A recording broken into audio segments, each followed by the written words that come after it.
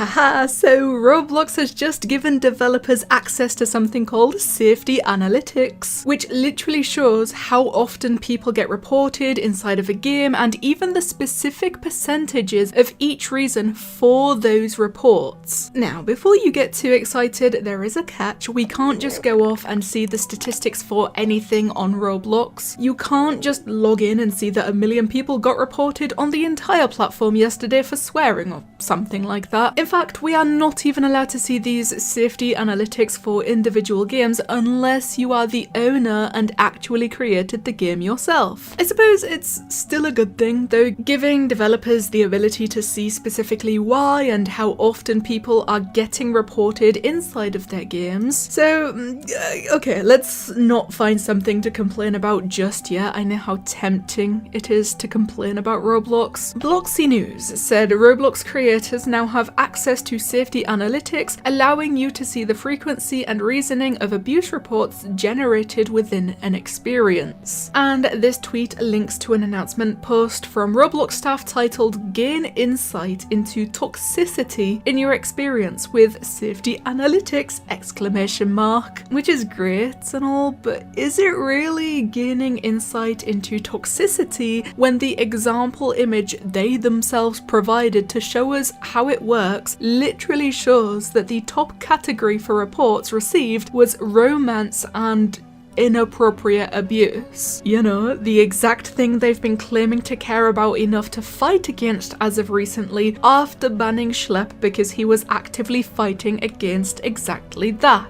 The same thing David Baszucki himself said doesn't even really happen on Roblox because apparently it happens on different platforms, which, you know, has nothing to do with Roblox, said live on the news just last week. In their own words, Roblox said, "Today we are thrilled to introduce the new safety analytics dashboard. For the first time, creators will have access to insights on the frequency of abuse reports generated within their experiences. This will help you understand how your experience compares to others and measure the impact of changes that you make." You know, hearing it explained that way actually made me really curious about what these safety analytics might look like for Meep City. Obviously not today because barely anyone touches the game anymore, but I doubt there'd be as many reports against players as there used to be now that all of the weird predator favoured features have been removed. But back when it was quite possibly the most dangerous space on Roblox, yeah, I truly wonder what Meep City's safety analytics would have been like back then during the most severest of times. Looking at the possible categories for different things people could be reported for here, I think it's very obvious which one would massively dominate the stats for Meep City, but I still do wonder what the exact percentage would have been. There is also a section that shows abuse report submitters per 1,000 hours of playtime, and in the example screenshot Roblox provided, it's showing 21.5. I cannot even imagine how ungodly high that number would have been for Meep City. Not that the creator of that game would have ever done anything to ensure those reports lessened in any way, shape or form, but it still would have been very interesting to see the numbers at least. Overall, I do think it's a good update, especially for developers who actually care about the players in their games. Like, sure, it might get a little annoying for some of them to see 100 people a day get reported for exploiting when, you know, they're actually just good at the game and people are getting annoyed. I can't even tell you how many times I've had people threaten to report me for playing Roblox Arsenal because they were fully convinced that I was hacking or exploiting when I was just playing the game. I killed them in the game like you're supposed to do in the game,